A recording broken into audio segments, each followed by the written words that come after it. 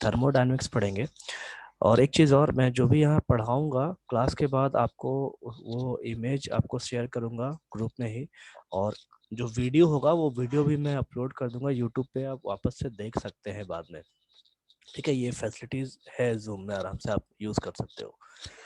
फिर आपको कुछ भी डाउट हो, ठीक है, तो आप चैट में लिखिए कि ये चीज़ नहीं समझ में आया जब, ठीक, क्योंकि सबका स्पीकर मैंने माइक ऑफ कर रखा है, क्योंकि उसके वजह से थोड़ा सा प्रॉब्लम आता है आवाज़ का।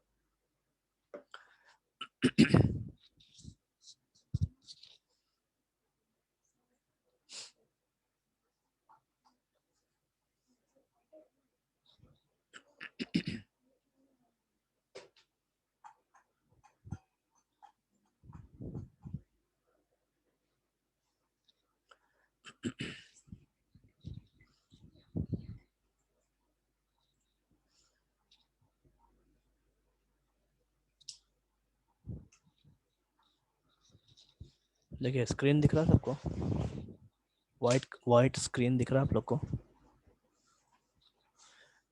ठीक है, जो दिखता है तो यस लिखिए अपने चैट पे, ठीक है, नहीं दिखता है तो नो लिखिए, ताकि मैं फिर से शेयर कर सकूं।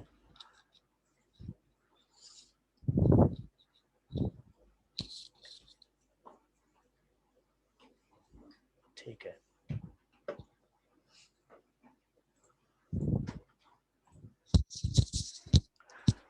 देखो चैप्टर है आपका केमिकल एनर्जेटिक्स।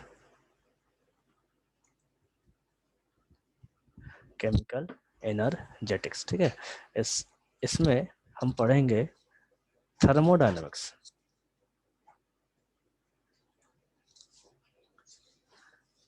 ठीक है, इसमें हम पढ़ेंगे थर्मोडायनेमिक्स। थर्मोडायनेमिक्स आपने 11th में पढ़ा है, ठीक, तो उसी चीज़ को हम थोड़ा बहुत देखेंगे। 11th का बेसिक कॉन्सेप्ट आएगा और कुछ एडवांस कॉन्सेप्ट भी आएगा। ठीक है, एक चीज़ और, आपको इसमें थोड़ा बहुत डेरिवेशन आएगा, 1 पेज 1.5 पेज का डेरिवेशन होगा, जो आपने ऑलरेडी 11th में उसका फॉर्मूला पढ़ा है। ठीक है, 11th में आपने फॉर्मूला पढ़ा है, यहाँ पे आप डेरिवेशन पढ़ोगे।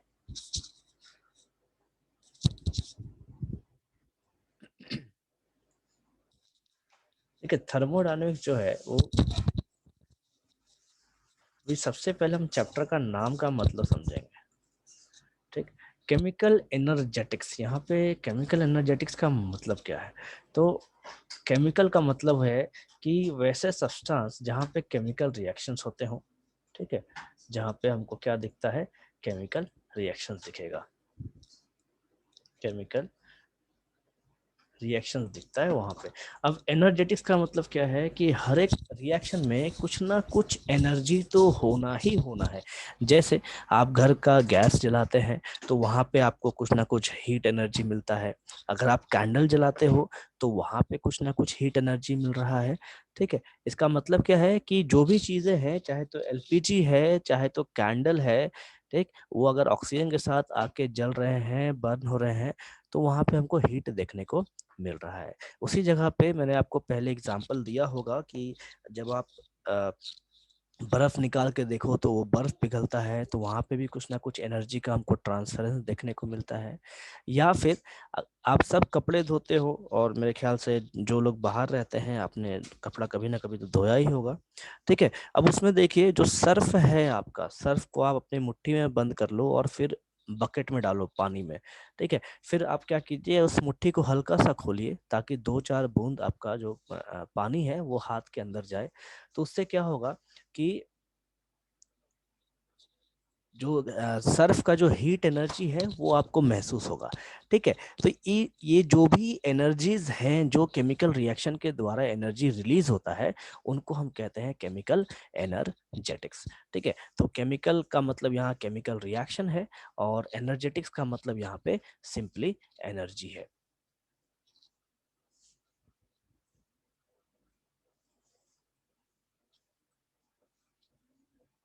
ठीक है, तो ये चैप्टर है, इस चैप्टर के अंदर है आपका थर्मोडायनेमिक्स।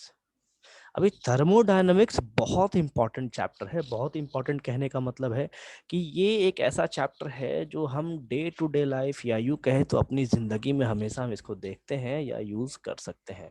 ठीक है, थर्मोडायनामिक्स जब पहली बार इजाद हुआ था तो थर्मोडायनामिक्स में फायर का इस्तेमाल किया गया था इसको इजाद करने के लिए, या यूं कहे तो जो आग है, आग को पढ़ने के बाद ही थर्मोडायनामिक्स का इजाद हुआ था। ठीक है, क्योंकि आग जो है वो एनर्जी है। कैसा एनर्जी है? तो हीट एनर्जी है। ठीक है, कैसा एनर्जी है? हीट एनर्जी है। तो उसी हीट एनर्जी से हम यहाँ पे थर्मोडायनेमिक्स के वर्ड को समझेंगे। अब देखिए, थर्मोडायनेमिक्स जो है ये दो शब्द से बना है। एक तो थर्मो शब्द और दूसरा डायनेमिक्स शब्द। ठीक है, थर्मो का मतलब क्या है? थर्मो जो वर्ड है, अब आप एक एग्जांपल मैं आपको देता हूं। आपका थर्मोकॉट, आपने सबने सुना है थर्मोकॉट, जो ठंडे के टाइम में पहना जाता है। ठीक है, तो थर्मोकॉट जो है उसको एक्चुअल में कहते हैं थर्मल वियर।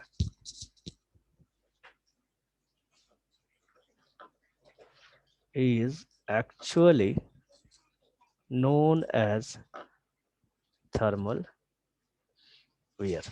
ठीक है, तो आप कह सकते हैं कि थर्मो जो वर्ड है, थर्मो वर्ड जुड़ा है किससे? तो थर्मल शब्द से जुड़ा है। ठीक है, थर्मो वर्ड जो है ये थर्मल शब्द से जुड़ा हुआ है। ठीक, अभी थर्मल का मतलब क्या है? थर्मल का मतलब होता है हीट। ठीक है, थर्मल का मतलब है यहाँ पे हीट। ठीक, तो जो चैप्टर है थर्मोडायनामिक्स, इसका हाफ नाम हमको समझ में आया कि थर्मो का मतलब हो गया थर्मल, और थर्मल जो है वो जुड़ा हुआ है हीट से। अब बात करते हैं डायनामिक्स की। तो डायनामिक्स का क्या फंडा है? डायनामिक्स बेसिकली डिफाइन करता है मोशन को। ठीक, मोशन कहने का मतलब है कि चलने वाली चीजें, जैसे गाड़ियां चलती हैं, ठीक, हम चलते हैं, तो उन सब चीजों को यहाँ पे डायनेमिक्स कहा गया है। तो थर्मोडायनेमिक्स का मतलब क्या हो गया कि वैसा केमिकल एनर्जेटिक्स या वैसा केमिकल एनर्जी जहाँ पे हीट का ट्रांसफर हो रहा है, मतलब हीट चल रहा है। तो सिंपली डिफाइन हम इसको कर सकते हैं, motion of heat is known as thermodynamics. In in simple language, it is known as motion of heat. ठीक है, it is defined as कर सकते हैं, not it is known as, it is defined as। ठीक है, आसान भाषा में कह सकते हैं इसे मोशन ऑफ हीट। थर्मोडायनामिक्स का मतलब हो गया मोशन ऑफ हीट। तो ये आपके चैप्टर का मतलब है। अब देखो, इसका एग्जांपल हम यूज कर सकते हैं कैसे? अपने बॉडी को ही आप ले लो। तो बॉडी कैसे, आप जब जॉगिंग करते हैं सवेरे सवेरे, या आप काफी तेज जब चलते हैं, लेट हो रहा हो या चल के जाना हो, तो उस वक्त क्या हमारा बॉडी हीट हो रहा होता है। तो हीट किसके वजह से होता है? जॉगिंग करने से, तेज चलने से। तो इस चीज को हम कहते हैं कि थर्मोडायनामिक्स का एप्लीकेशन हमको देखने को मिल रहा है। ठीक है, पूरी जब थर्मोडायनेमिक्स का इजाद हुआ था तो सबसे पहला जो चीज था जो पढ़ने में आता है वो आता है स्टीम इंजन। ठीक है, स्टीम इंजन। स्टीम इंजन वो इंजन है जो पानी के भाप से चलता था। ठीक, और ये इतना बड़ा होता था उस टाइम पे, आप कह सकते हो कि मतलब अगर एक परफेक्ट स्टीम इंजन को देखा जाए तो कम से कम एक फ्लोर का माला तो ये ले ही लेगा। मतलब एक घर का जो हाइट होता है वो हाइट का उस टाइम स्टीम इंजन बनता था, या हो सकता है उससे भी बड़ा होता हो। ठीक है, क्यों? क्योंकि पानी स्टोर करने के लिए जगह चाहिए, पानी को भाप बनाने के लिए जगह चाहिए, और उस भाप से, उस स्टीम से क्या होता था? तो इंजन चलाया जाता था, इसीलिए इसे कहा जाता है स्टीम इंजन। और थर्मोडायनेमिक्स का सबसे बेसिक पार्ट इसी चीज से स्टार्ट होता है, स्टीम इंजन से। चलिए, यहाँ तक क्लियर है सबको थर्मोडायनेमिक्स का मतलब या केमिकल एनर्जेटिक्स का मतलब? वैसा है जिनको डाउट हो?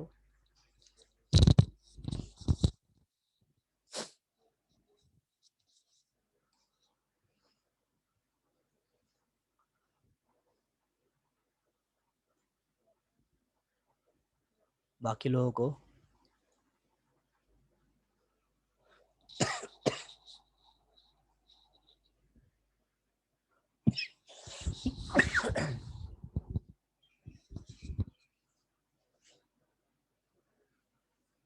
जिनको डाउट है तो फट से पूछ लीजिए, जिनको डाउट नहीं है ठीक है आप फटाक से लिखिए नो करके, ताकि आगे चले। क्योंकि देखो ये जो जूम है ये फ्री वर्जन है, तो ये 40 मिनट्स का ही क्लास होता है।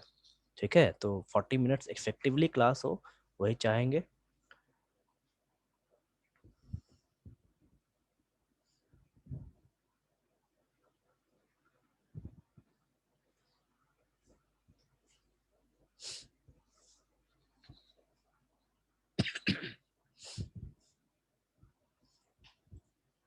चलो देखते हैं।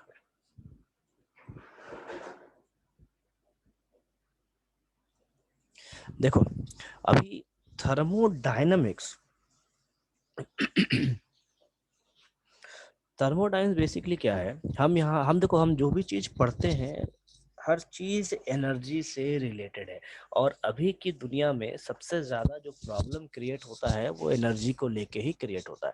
दुनिया में जितनी भी कंट्रीज हैं हर कंट्री पागल है एनर्जी के पीछे, क्योंकि एक एनर्जी ऐसा चीज है जिसको आप यूज करते हैं हर एक काम के लिए। अगर एनर्जी ना हो, या यूं कहे तो हमारे काम के लिए अगर एनर्जी ना हो तो हमारा कुछ भी काम नहीं हो सकता। जैसे लाइट एनर्जी चाहिए बल्ब जलाने के लिए, हीट एनर्जी चाहिए खाना बनाने के लिए, ठीक है, केमिकल एनर्जी चाहिए टॉर्च वगैरह के लिए, मोबाइल वगैरह के लिए। तो हर चीज़ एक दूसरे से रिलेटेड है। तो थर्मोडायनेमिक्स हम बेसिकली कह सकते हैं कि एनर्जी का कन्वर्जन, ठीक है, किसी भी एनर्जी का कन्वर्जन। जैसे अगर हम काम कर रहे हैं तो हमारे शरीर का जो हीट एनर्जी है वो कन्वर्ट हो रहा है किस कैसे, तो काम करने के वजह से हीट एनर्जी कन्वर्ट हो रहा है। अब एक एग्जांपल मैं आपको देता हूं कि फ्रिक्शनल फ्रिक्शनल एनर्जी जब इजाद हुआ था तो एक कंस्ट्रक्शन वर्क चल रहा था। ठीक है, कंस्ट्रक्शन वर्क कहने का मतलब है बिल्डिंग्स वगैरह का काम चल रहा था। तो वहां पे ड्रिलिंग का काम हो रहा था। अभी ड्रिलिंग में क्या देखा गया कि जो ड्रिल जिससे हो रहा है वो फोन में केमिकल एनर्जी होगा, बिल्कुल होगा। आपके फोन में बैटरी है, ठीक है, केमिकल एनर्जी होना स्वाभाविक है, क्योंकि बैटरी रिचार्जेबल है हमारे फोन का। ठीक है, तो केमिकल एनर्जी होना ही होना है।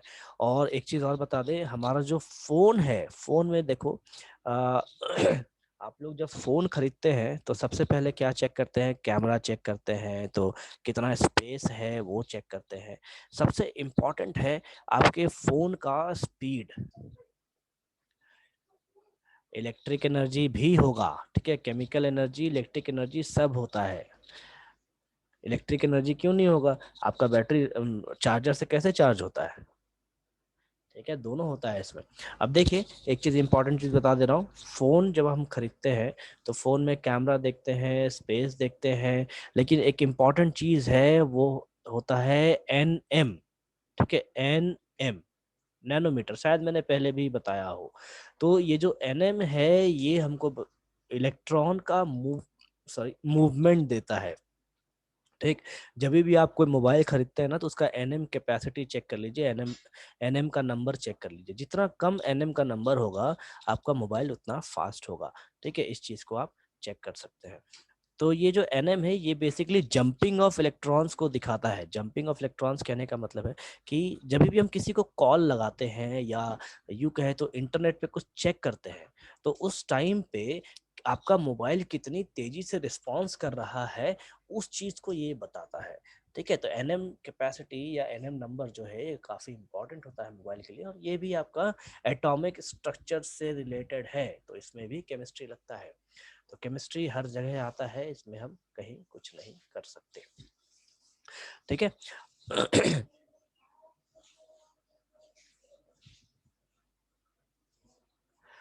ठीक है, तो थर्मोडायनामिक्स एक डेफिनेशन और लिख सकते हैं कि ये वैसा ब्रांच है केमिस्ट्री का जो एनर्जीज को पढ़ता है, उसके इंटर कन्वर्जन को पढ़ता है। ठीक है, it is the branch of chemistry which deals with the heat and their transformation. ठीक है, ये इसका दूसरा डेफिनेशन है।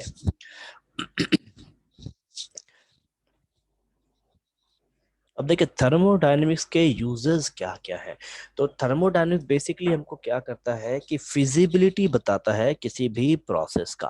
तो एक फिजिबिलिटी कहने का मतलब है कि प्रोसेस होगा या नहीं होगा। जैसे मैं एक सिंपल सा एग्जांपल आपको देता हूँ। हमारे घर पे जैसे पहले के टाइम में या अभी भी आप देखते होंगे कि घर में मम्मी लोग कोयला वगैरह जलाती है। ठीक है, तो उस कंडीशन में क्या है कि कई बार होता है कोयला जलता नहीं, आप देखते होंगे कि उसमें माचिस लगा रहे हैं लेकिन जल नहीं रहा। लेकिन उसी जगह पे हम केरोसिन थोड़ा डाल दें उसके ऊपर तो कोयले में फट से आग पकड़ लेता है। ठीक है, अब कोयला करता क्या है, सॉरी केरोसिन करता क्या है, तो उस कोयले के जो एक्टिवेशन एनर्जी है या उसके जलने का जो एनर्जी है उसको नीचे लेके आता है ताकि उसको अच्छे से जलाया जा सके। तो थर्मोडायनेमिक्स जो है ये एक ऐसा ब्रांच है जिससे हम किसी भी रिएक्शन के फिजिबिलिटी को पढ़ सकते हैं। फिजिबिलिटी कहने का मतलब है कि वो रिएक्शन कितनी आसानी से हो सकता है, उस चीज को हम पढ़ सकते हैं। उसके बाद दूसरा इसका यूज है कि जो प्रोडक्ट बनेगा, ठीक है, रिएक्शन में जो प्रोडक्ट बनेगा उस प्रोडक्ट को भी थोड़ा बहुत हम डिटरमाइन कर सकते हैं कि क्या प्रोडक्ट आना चाहिए, कैसा प्रोडक्ट आना चाहिए। उसके बाद सबने राउट्स लॉ पढ़ा है। ठीक है, आपने ट्वेल्थ में राउट्स लॉ पढ़ा है। Routes law is an important example of thermodynamics. ठीक है, राउट्स लॉ बेसिकली हमको बताता है कि अगर किसी में अमाउंट्स चेंज हो रहा है जैसे नंबर ऑफ मोल्स, वॉल्यूम्स, इन सब चीज़ों के चेंज होने से मोल फ्रैक्शन में क्या प्रभाव पड़ता है, क्या असर पड़ता है, वो सब चीज़ें भी हम यहाँ पे थर्मोडायनामिक्स में देख सकते हैं। फिर इसके कुछ लिमिटेशंस है। लिमिटेशंस कहने का क्या मतलब है कि ये कहाँ कहाँ एप्लीकेबल नहीं है। जैसे सबसे अहम लिमिटेशन है इसका कि थर्मोडायनामिक्स जो है वो बल्क क्वांटिटी के लिए लगता है। बल्क क्वांटिटी कहने का मतलब है कि अगर मैं यहाँ पे ढेर सारा एटम्स रखूं, ठीक है, बहुत सारा एटम्स हो यहाँ पे, तो उसके टेम्परेचर को बताना आसान है। ठीक है,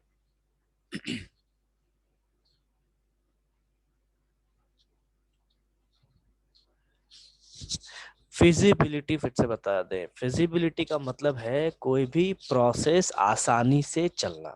ठीक है, कोई भी प्रोसेस कहने का मतलब है जैसे देखो एक रिएक्शन कंसीडर करो, फिर से वही एग्जांपल दे रहा हूँ। ये मान लीजिए हमारे पास कोल है, ठीक, कोयला है, और हम क्या कर रहे हैं इसे जैसे घर में जला रहे हैं। तो घर में हम कैसे जलाएंगे, हवा में जलाएंगे, ऑक्सीजन के प्रेजेंस में जलाएंगे। अब होता क्या है कि आपका कोयला जलता नहीं। ठीक, कोयला जलता नहीं तो हमको यहाँ पे क्या होगा, कोई भी रिएक्शन नहीं देखने को मिलेगा। ठीक है, लेकिन उसी जगह पे क्या हम करेंगे कि इसमें थोड़ा सा केरोसिन ऐड कर देते हैं।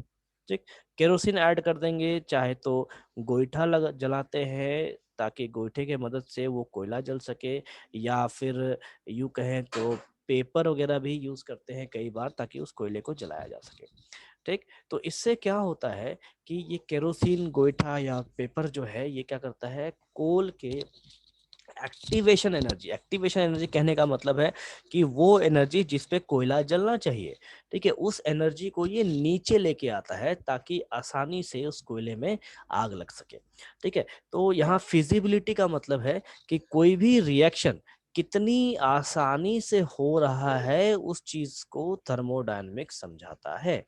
ठीक है, इसी चीज को फिजिबिलिटी कहा गया है।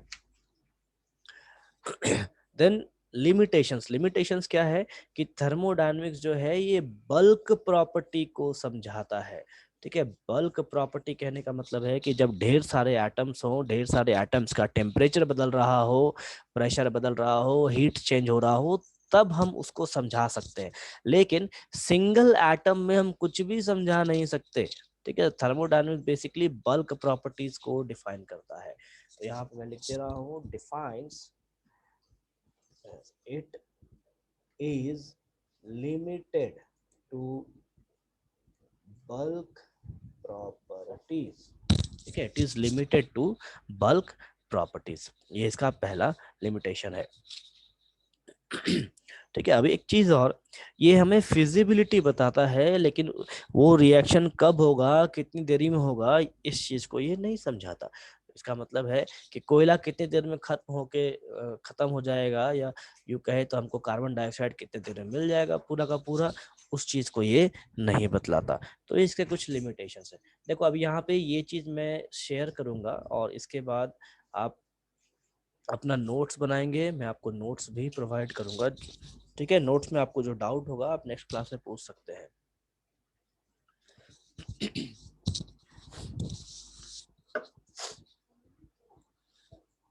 Then next, definition of certain thermodynamic terms. अभी थर्मोडायनेमिक्स में क्या क्या यूज होते हैं उस चीजों को हम देखेंगे।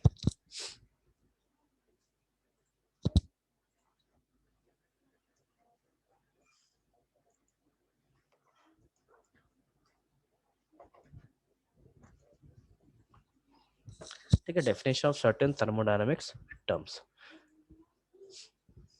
अभी इसमें क्या क्या आता है, सबसे पहला नंबर पे है सिस्टम।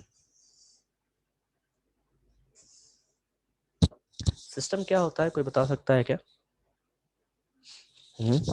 सिस्टम किसको कहते हैं, कोई एक्सप्लेन कर सकता है?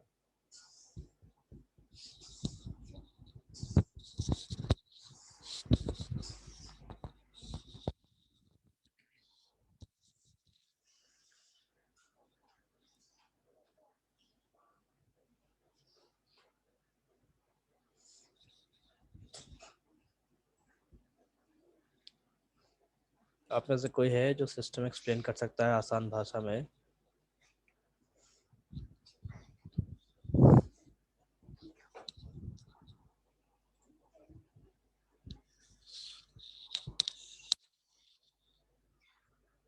अरे हाँ या ना कुछ तो लिखो।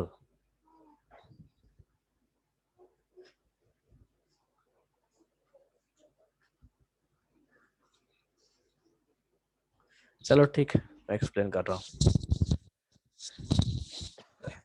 देखिए, सिस्टम का एक सिंपल सा डेफिनेशन है।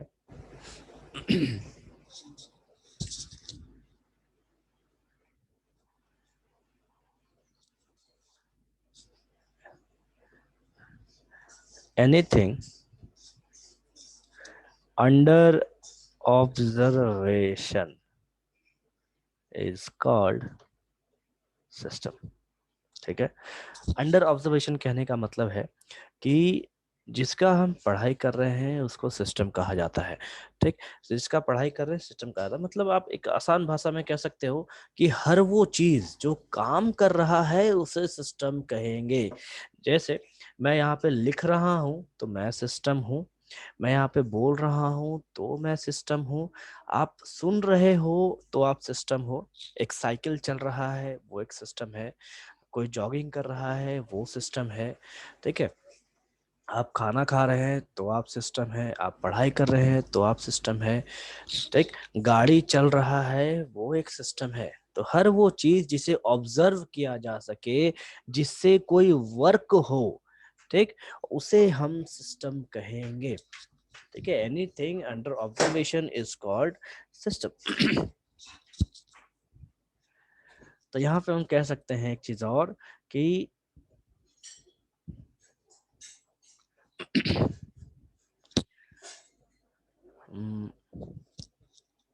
अंडर ऑब्जर्वेशन में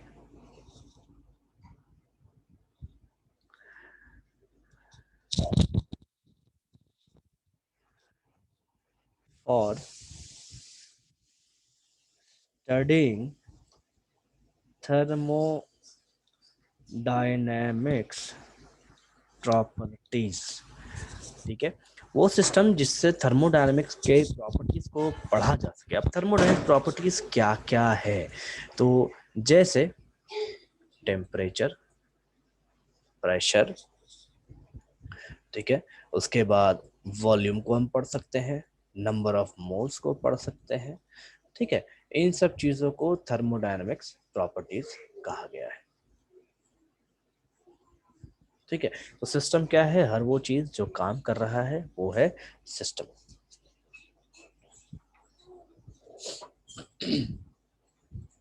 अब देखिए, तीन चीजें हैं हमारे पास। सबसे पहला यूनिवर्स। तो universe is equals to system plus surrounding. ठीक है, सिस्टम प्लस सराउंडिंग, उसे यूनिवर्स कहा जाता है। तो यूनिवर्स में जिसका ऑब्जर्वेशन किया जाता हो उसे सिस्टम कहेंगे, और जिसका ऑब्जर्वेशन नहीं किया जाता उसे हम सराउंडिंग्स कहेंगे। जैसे हमारा घर है, हम अपने घर में घूम सकते हैं, फिर सकते हैं, ठीक है, घूम फिर सकते हैं, उसे सिस्टम कहेंगे। हमारे घर के बाहर जो बाउंड्री है, ठीक, और बाउंड्री के बाहर जो भी चीजें हैं उसे हम सराउंडिंग्स कहेंगे। तो यूनिवर्स जो है, यूनिवर्स बेसिकली क्या होता है, सिस्टम प्लस सराउंडिंग्स। ये एक जनरल फॉर्मूला है और ये आपको एग्जाम में ऑब्जेक्टिव में पूछेगा, इस चीज का ध्यान रखें, इसलिए मैं यहाँ पे स्टार मार्क कर दे रहा हूँ इसको। Then types of system.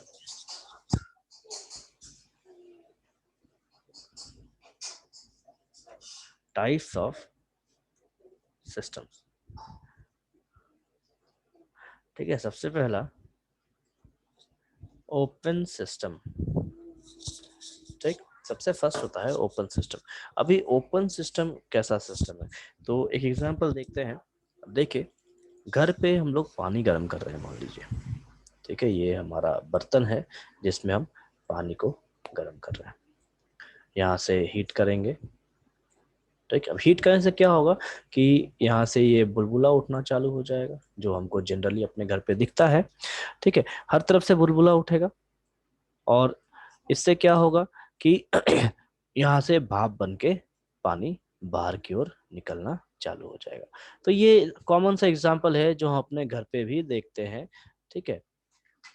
अब इसमें इंपॉर्टेंट क्या है, इसे ओपन सिस्टम क्यों कहा जाता है, तो भाप बन के निकल रहा है, तो हम यहाँ से कह सकते हैं कि जो एनर्जी है, एनर्जी कहने का मतलब क्या है, हीट एनर्जी, ठीक है। यहाँ पे ही कैसा एनर्जी है, तो heat energy.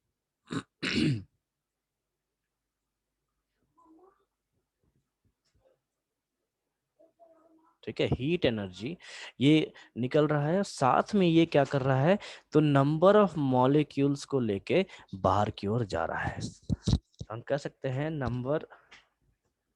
Number of molecules of water is removed in the form of vapors, ठीक है। तो एक तरह से आप देखिए, इसका ऊपर का जो स्पेस है, ये जो ऊपर का स्पेस है बर्तन का, वो खाली है। तो यहाँ से क्या निकल रहा है कि वेपर निकल रहा है। वेपर कैसा है, तो हीट के फॉर्म में निकल रहा है, और ये भाप क्या कर रहा है, पानी को भी अपने साथ उड़ा के लेके जा रहा है। तो ओपन सिस्टम कैसा सिस्टम है, ये एक ऐसा सिस्टम है जहाँ पे एनर्जी और मास दोनों ही कंजर्व नहीं रहते, ठीक है। ये दोनों जो है वो एक्सचेंजेबल होता है सराउंडिंग्स के साथ। ये ऐसा सिस्टम है जो दोनों सराउंडिंग के साथ एक्सचेंजेबल रहता है। तो डेफिनेशन क्या लिखेंगे, this is a type of system, अरे कहाँ गया,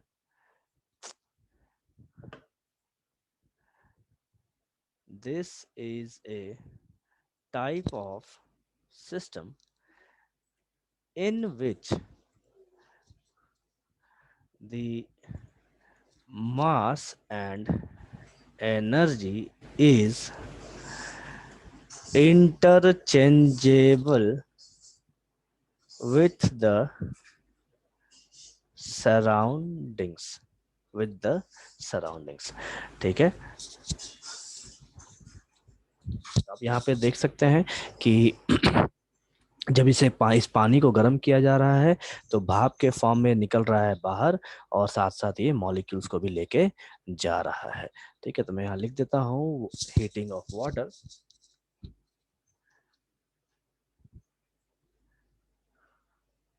example, heating of water is shown, heating of water is shown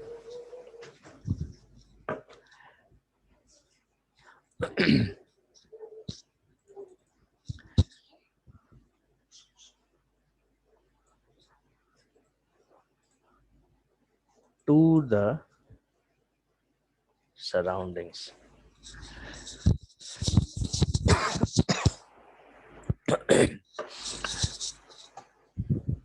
ठीक है, चलिए यहां तक किसी को डाउट है कुछ?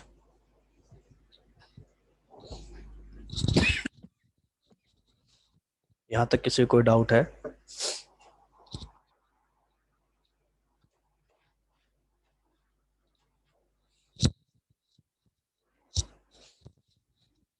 बाकी लोगों को डाउट नहीं है तो नो लिखे, ठीक है, ताकि मैं भी कंफर्म हो जाऊं कि चलो समझ में आ रहा है आपको। बाकी लोग?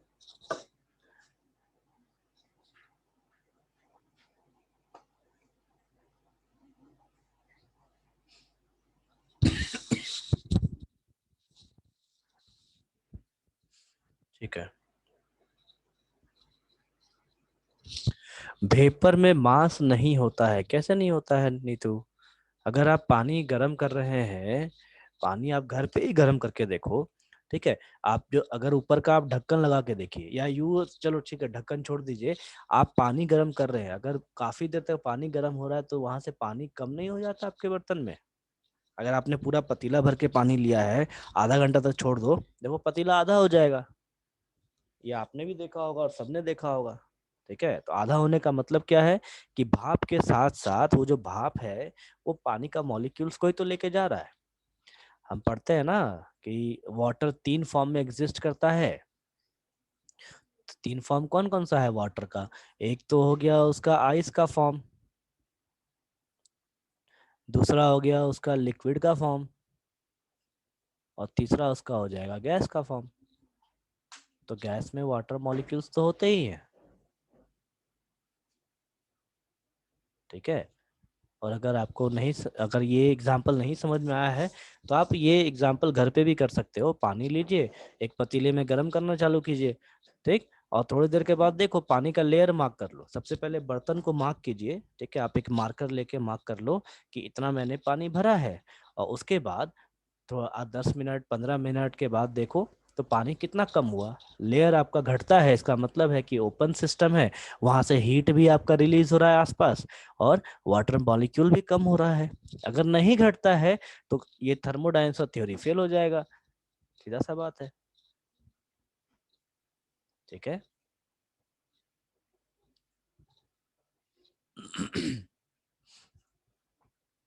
ठीक है, अच्छा क्लास यहीं मैं एंड करता हूँ।